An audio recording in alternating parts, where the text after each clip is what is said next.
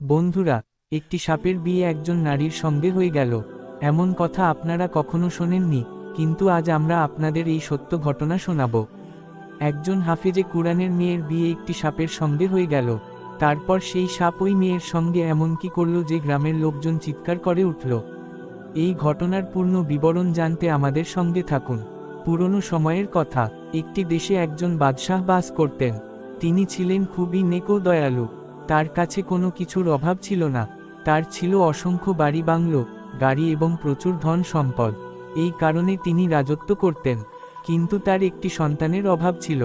সন্তানের জন্য তিনি 3টি বিয়ে করেছিলেন, কিন্তু তার 3 স্ত্রীর কাছ থেকে কোনো সন্তান হয়নি। তিনি ভাবতেন, আমার মৃত্যুর পর আমার শত্রুরা আমার স্ত্রীদের এবং আমার সম্পত্তির সঙ্গে কি আচরণ করবে, আর আমার এলাকার শাসন কে সামলাবে। এই সব ভেবে তিনি খুবই বিচলিত হতেন। তার এলাকার প্রতিটি মানুষ জানত যে বাদশাহ তার সন্তানের জন্য খুবই কষ্ট পান। তিনি ফকির ও দরবেশদের কাছে যেতেন, বড় বড় বুজুর্গদের দরবারে গিয়ে চাদর চড়াতেন, মসজিদে নিজ হাতে ঝাড়ু দিতেন, সবকিছু নিজে করতেন। কিন্তু তার হৃদয়ের শান্তির জন্য কোথাও কোনো সমাধান পাননি। তার এলাকায় একজন খুবই চালাক ও বিখ্যাত জাদুকর ছিল, যে ছিল খুবই গরিব। তার একটি কৌশল মাথায় এল। সে নতুন পোশাক পরে বাদশাহের সেবায় হাজির হলো এবং বলল, দেখুন সরকার, আমি আমার জাদুর জ্ঞান দিয়ে জানতে পেরেছি যে আপনি যদি 18 বছরের একটি মেয়ের সঙ্গে বিয়ে করেন, তবে তার গর্ভ থেকে অবশ্যই আপনার সন্তান হবে। বাদশাহ জাদুকরকে জিজ্ঞাসা করলেন, আচ্ছা, সেই মেয়ে কে আর কোথায় থাকে? জাদুকর বলল, পাশের এলাকায় একজন বিধবা বুড়ি থাকে, তার একমাত্র মেয়ে আছে। সে খুবই সুন্দরী, হাসি খুশি, চতুর এবং বুদ্ধিমতী। বাদশাহ বললেন, যেখানে আমি 3টি বিয়ে করেছি, আরেকটি করলেও সমস্যা নেই। আমার কাছে টাকার কি অভাব? একমাত্র অভাব তো সন্তানের।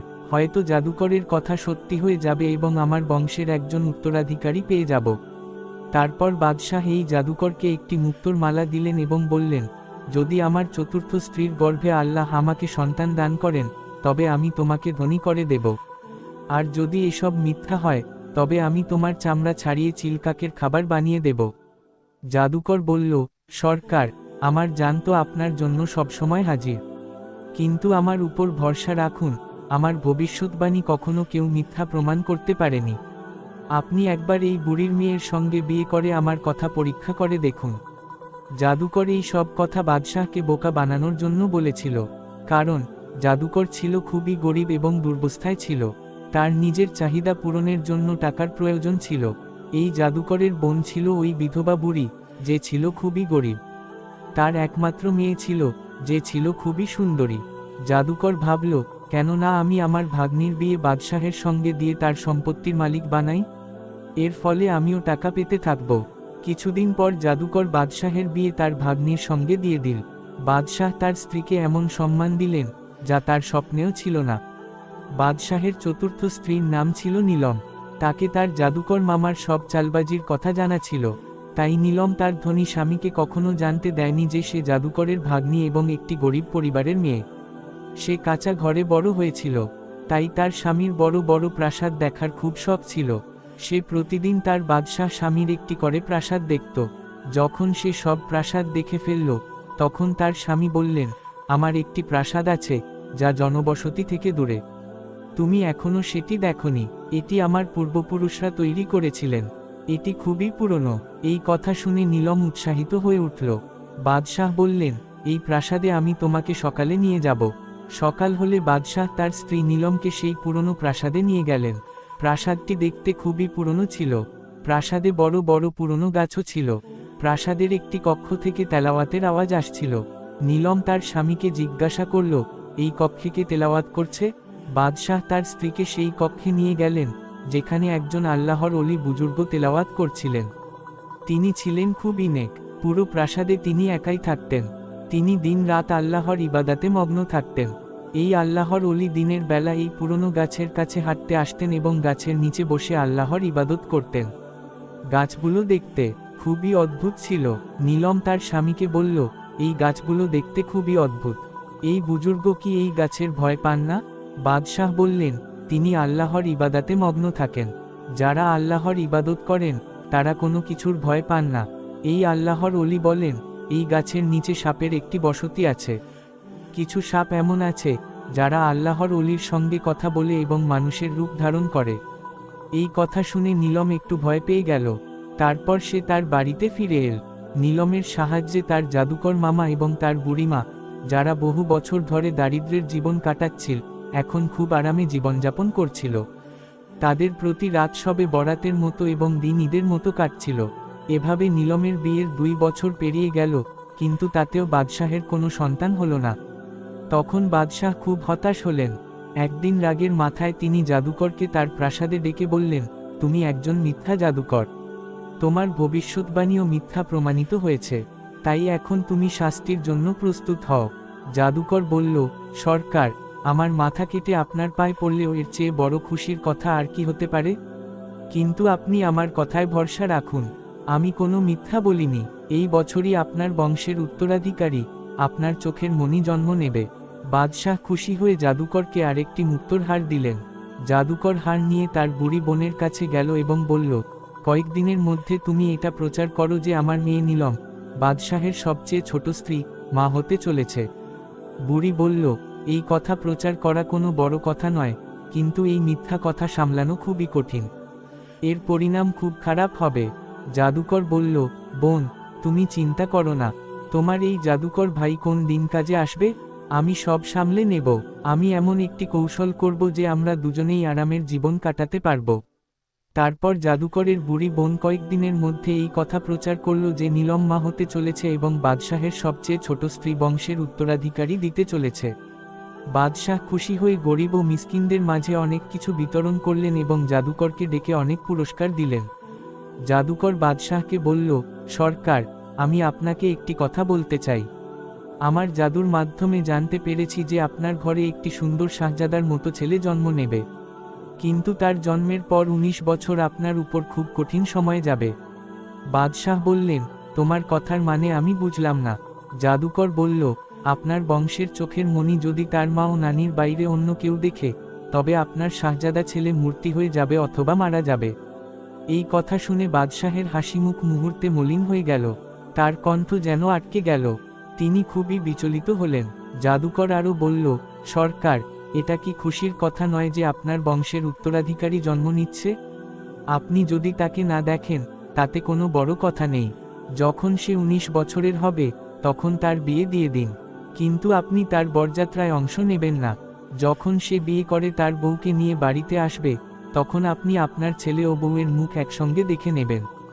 জাদুকরের এই সব কথা শুনে বাদশাহ দীর্ঘশ্বাস ফেললেন এবং বললেন, আল্লাহ তাআলা আমাকে বহু বছর সন্তানের সুখ থেকে বঞ্চিত রেখেছেন, আর যখন সন্তানের সুখ পেলাম, তখন এমন কঠিন বিধিনিষেধ আরোপ করলেন। দিনরাত তার অস্থিরতা ও বেকারার মধ্যে কাটতে লাগল। তারপর বাদশাহ তার নৌকরদের হুকুম দিলেন যে জনবসতি থেকে দূরে একটি সুন্দর প্রাসাদ তৈরি করা হোক এবং এই প্রাসাদের চারপাশে একটি সুন্দর বাগান তৈরি করা হোক, যাতে তার উত্তরাধিকারীর লালন পালন ভালোভাবে হতে পারে। কিছুদিনের মধ্যেই একটি সুন্দর প্রাসাদ তৈরি হয়ে গেল। যখন সন্তান জন্মানোর দিন ঘনিয়ে এল, তখন বাদশাহের স্ত্রী নীলমকে এই প্রাসাদে পাঠানো হলো।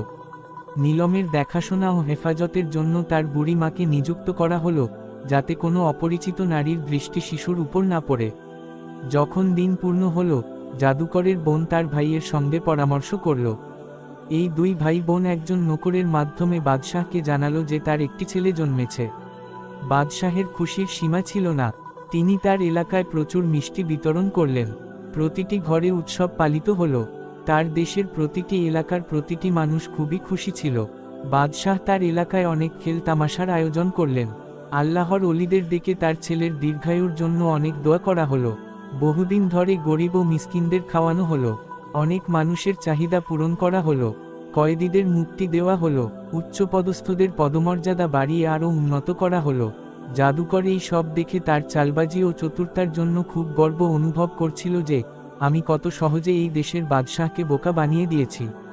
তারপর সে তার বোন ও ভাগ্নির কাছে বলল, তোমরা বছরের পর বছর আরাম আয়েশের জীবন কাটাও। এরপর যদি এই বাদশাহ বেঁচে থাকে, তখন আমি নতুন কোনো চাল চালব। জাদুকর মাঝে মাঝে তার ভাগ্নি নীলমের কাছ থেকে কিছু না কিছু নিয়ে নিত। যদি তার কোনো বিশেষ জিনিসের প্রয়োজন হতো, তবে নীলমের মাধ্যমে বাদশাহের কাছ থেকে সেটি নিয়ে নিত। এভাবে সে তার সমস্যা থেকে মুক্ত হয়েছিল। নীলম ও তার বুড়ি মা মাঝে মাঝে বাদশাহের সঙ্গে তার প্রাসাদে দেখা করতে যেত এবং তার ছেলে আসাদের সব কথা ও জগতের খবর বলতো। তার সৌন্দর্যের কথাও খুব খুশি হয়ে বলতো। বাদশাহ এই সব কথা শুনে তার ছেলের কথা ভাবতেন এবং দীর্ঘশ্বাস ফেলতেন। কিন্তু তিনি মজবুর ছিলেন, তার ছেলে আসাদকে দেখতে পারতেন না। জাদুকর নজুমির বলা ১৯ বছর পূর্ণ হতে চলল। বাদশাহ তার ছেলের বিয়ের চিন্তায় পড়লেন। বাদশাহ জাদুকরের কাছে তার ছেলের বিয়ের বিষয়ে জিজ্ঞাসা করলেন। জাদুকর বলল, সরকার, আপনি আপনার ছেলের বিয়ে যে কোনো মেয়ের সঙ্গে দিতে পারেন, এতে কোনো বাধা নেই। তারপর বাদশাহ ভাবলেন, কেননা আমি আমার পুরনো প্রাসাদে গিয়ে আল্লাহর অলির কাছ থেকে কোনো পরামর্শ নিই। তিনি দুজন নৌকর নিয়ে তার পুরনো প্রাসাদে আল্লাহর অলির কাছে গিয়ে বসলেন। তখন আল্লাহর অলি একটি পুরনো গাছের নিচে বসে ইবাদত করছিলেন। বাদশাহ জিজ্ঞাসা করলেন, আপনি তো দিন রাত আল্লাহর ইবাদত করেন, আপনি কি আমার ছেলে আসাদের জন্য কোনো ভালো মেয়ে বেছে দিতে পারেন, যাতে আমি তার সঙ্গে আমার ছেলের বিয়ে দিতে পারি? আল্লাহর অলি বাদশাহের কথা শুনে প্রথমে অনেকক্ষণ চুপ করে রইলেন। তারপর বললেন, আপনার তো নিজের ছেলের কোনো খবর নেই, তাহলে আমি কিভাবে আপনাকে বলবো যে আপনি আপনার ছেলের বিয়ে কোন মেয়ের সঙ্গে দেবেন? বাদশাহ বললেন, আপনি চিন্তা করবেন না, আমার ছেলে এখন শিগগিরই সবার সামনে আসবে। তখন আল্লাহর অলি কিছুক্ষণ ভেবে বললেন, আপনি আপনার ছেলের বিয়ে এমন একটি মেয়ের সঙ্গে দেবেন, যে হাফিজে কুরআন, নেক, ৫ ওয়াক্ত নামাজি এবং পর্দাশীল। বাদশাহ চলে যাওয়ার পর একটি কালো সাপ গাছের পিছন থেকে হিসহিস করতে করতে বেরিয়ে এল। সে বাদশাহ ও আল্লাহর অলির কথা খুব মনোযোগ দিয়ে শুনছিল। বাদশাহের অনেক বড় বড় লোকের সঙ্গে সম্পর্ক ছিল, তাদের সঙ্গে তার উঁচুমানের জীবনযাত্রা ছিল, কিন্তু তিনি একজন গরিব হাফিজে কুরআন মেয়ের সন্ধানে ছিলেন। অবশেষে বাদশাহ একজন হাফিজে কুরআন মেয়েকে খুঁজে পেলেন, যে ছিল একজন বিধবা নারীর মেয়ে। তিনি তার সঙ্গে তার ছেলের বিয়ের সম্পর্ক ঠিক করলেন এবং বিয়ের তারিখ নির্ধারণ করা হলো। যতক্ষণ না বাদশাহের ছেলের বরযাত্রা এই হাফিজে কুরআন মেয়ের দরজায় পৌঁছায়, ততক্ষণ আসাদকে দেখার অনুমতি কারোরই ছিল না।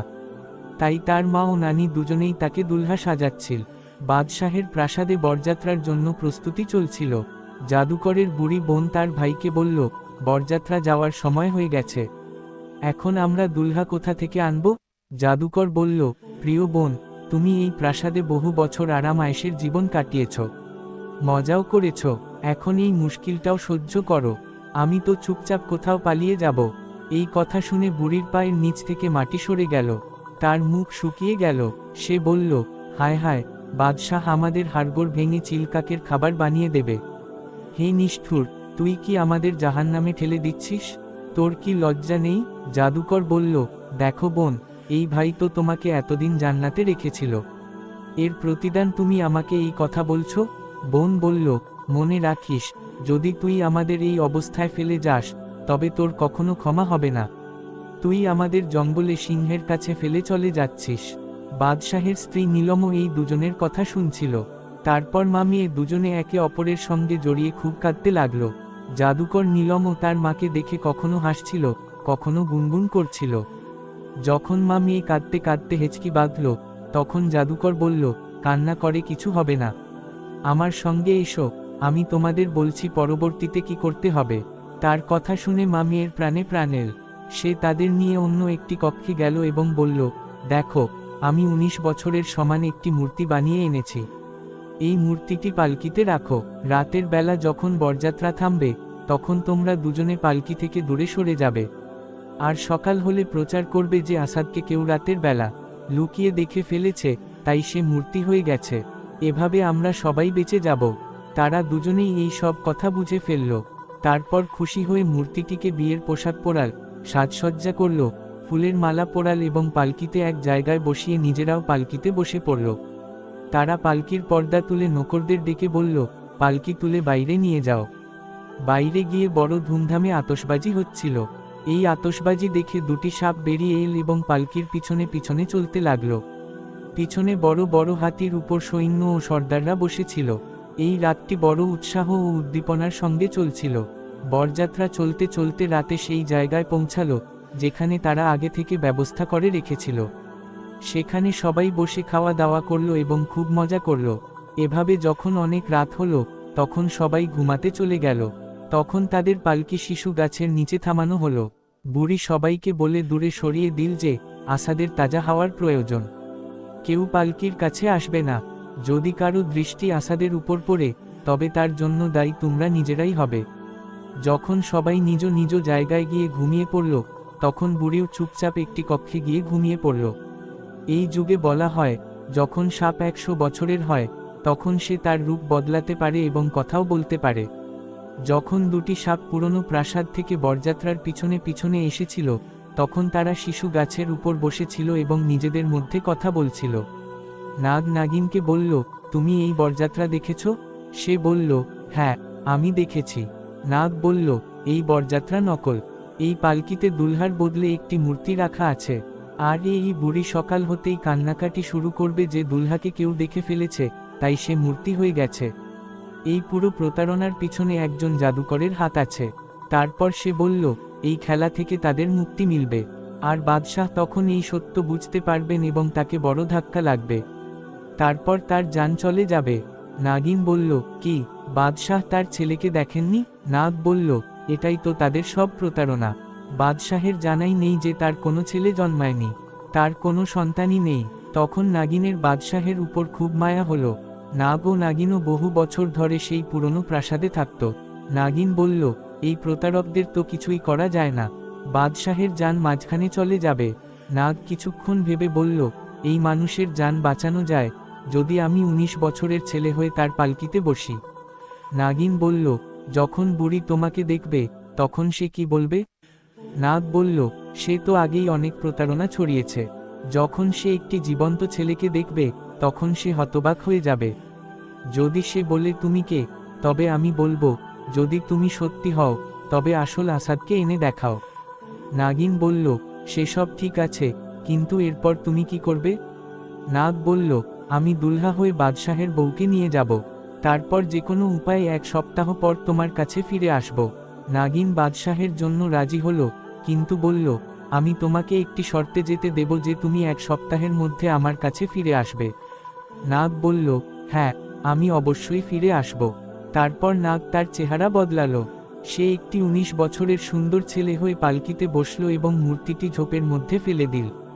বুড়ি সকালে তার কক্ষ থেকে বেরিয়ে তার প্রতারণার খেলা খেলতে যাচ্ছিল। সে পালকির পর্দা তুলতেই মূর্তির জায়গায় একটি জীবন্ত সুন্দর ছেলেকে দেখে হতবাক হয়ে গেল। সে বলল, তুমি কে? নাগ মুচকি হেসে বলল, কি, তুমি কি আমাকে চিনতে পারছো না?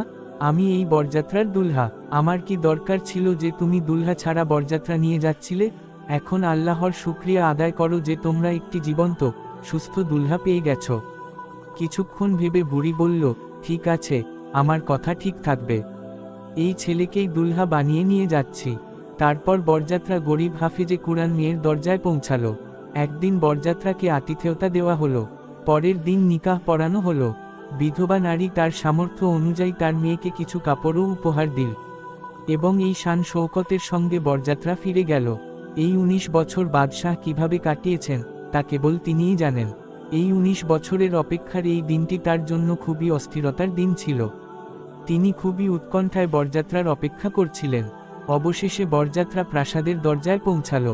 তিনি পালকির পর্দা তুলে তার ছেলেকে জড়িয়ে ধরলেন। তার কপালে চুমু খেলেন, তার মুখ চুমু খেলেন। তারপর তার মুখ হাতে নিয়ে অনেকক্ষণ তাকে দেখলেন। তার হৃদয় খুশিতে উফলিয়ে উঠছিল। তার মন চাইছিল যে তিনি তার ছেলেকে এক মুহূর্তের জন্যও তার থেকে দূরে না করেন। বাদশাহ তার ছেলে ও বউয়ের খুশিতে প্রচুর উৎসবের আয়োজন করলেন এবং তাদের জন্য সবকিছু উপস্থাপন করা হলো। তিনি তার প্রাসাদ এমনভাবে সাজালেন যে দেখার মতো দৃশ্য হয়ে গেল।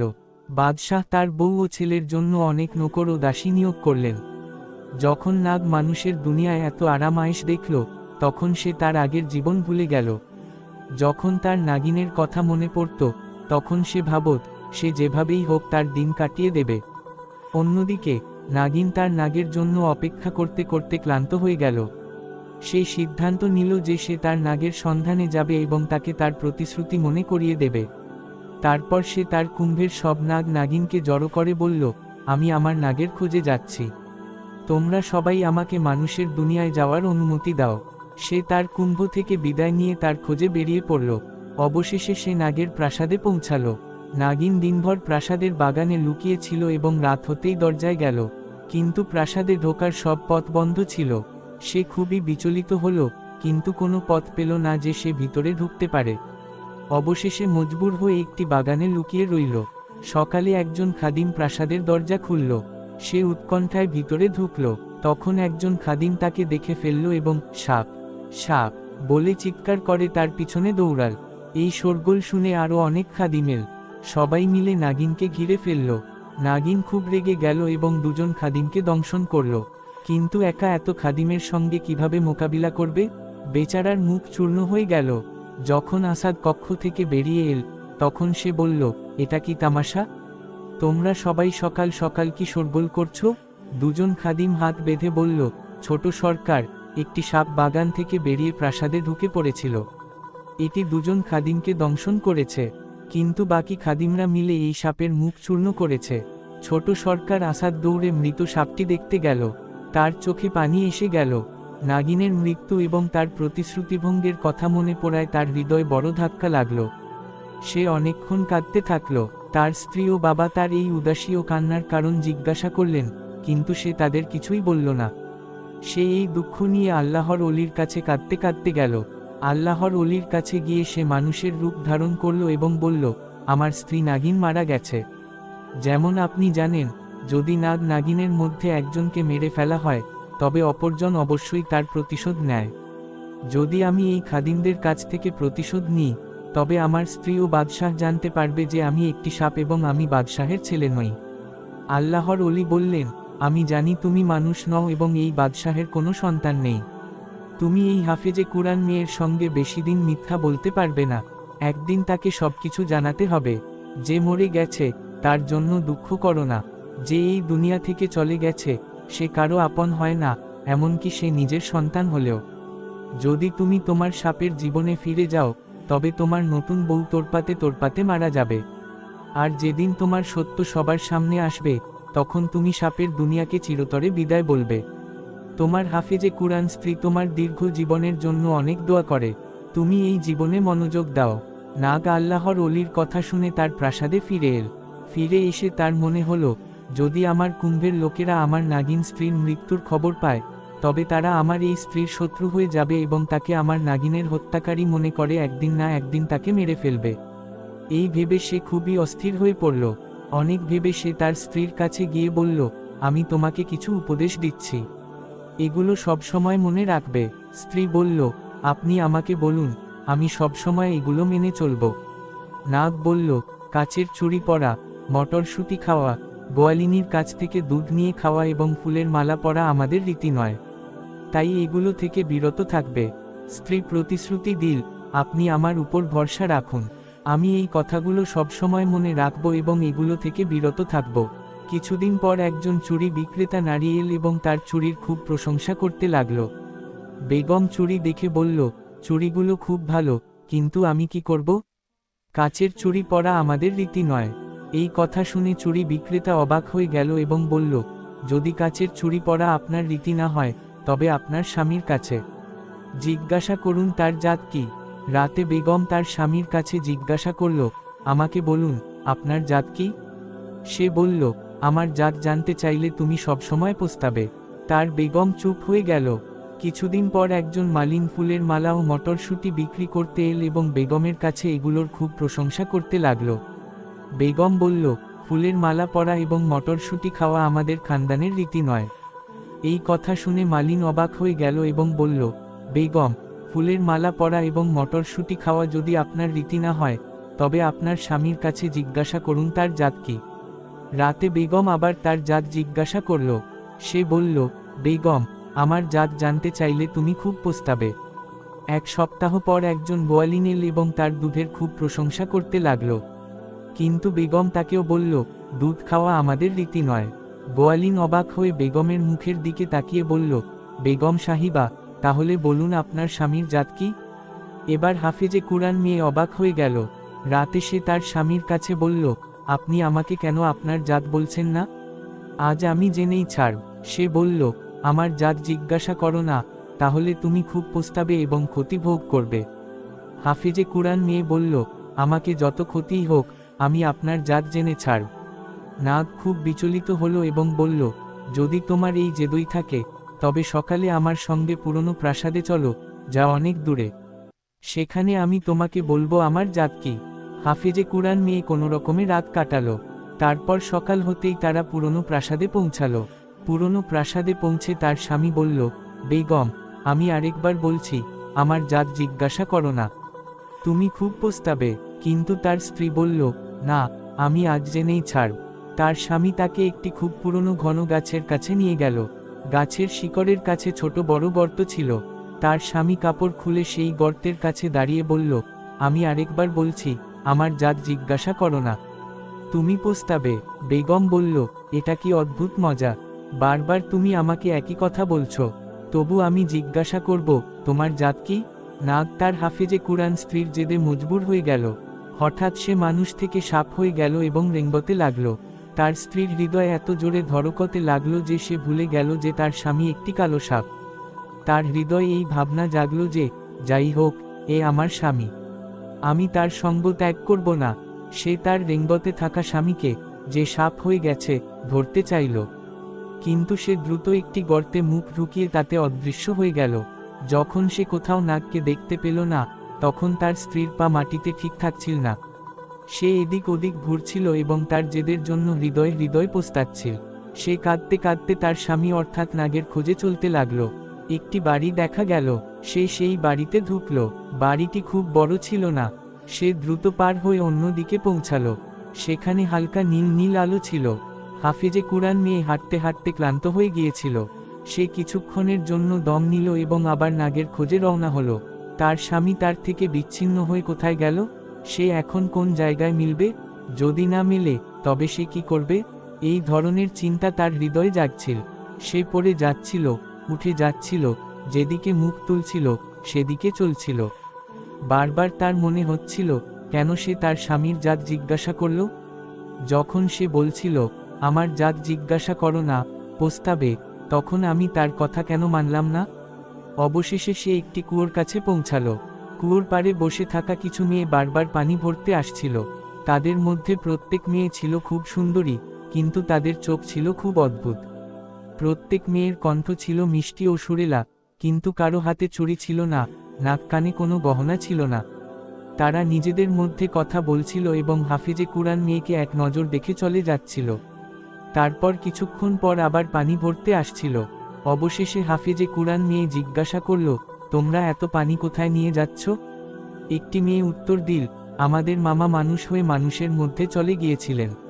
অনেকদিন পর তিনি ফিরে এসেছেন, তাই তার শরীরে মানুষের গন্ধ লেগে আছে। আমরা সবাই মিলে তাকে ভালোভাবে গোসল করাচ্ছি। এই কথা শুনে হাফেজে কুরআন মেয়ের বিশ্বাস হলো যে মেয়েটির মামাই তার স্বামী।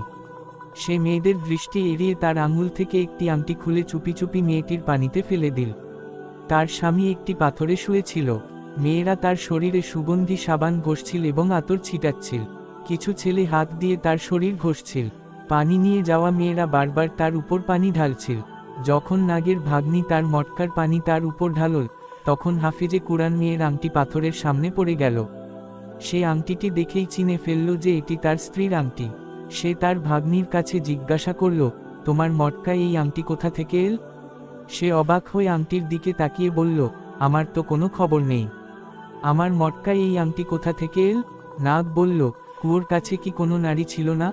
সব মেয়ে একসঙ্গে বলল, হ্যাঁ, একজন নারী বসেছিল। সে খুব ক্লান্ত মনে হচ্ছিল। তার মুখ ফ্যাকাশে হয়ে গিয়েছিল, চোখে পানি ঝরছিল। এই কথা শুনে নাগের হৃদয় ভরে গেল। সে ভাবতে লাগল, আমার বেগম আমার খোঁজে এখানে পর্যন্ত এসে পড়েছে।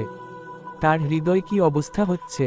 তারপর তার হৃদয় বলল, বেগম তো তোর জাত জেনে গেছে, তবু সে তোর খোঁজে এসেছে। হয়তো সে হাফেজে কুরআন বলে এতটা ওয়াফাদার, আর তুই তাকে ফেলে এখানে চলে এসেছিস।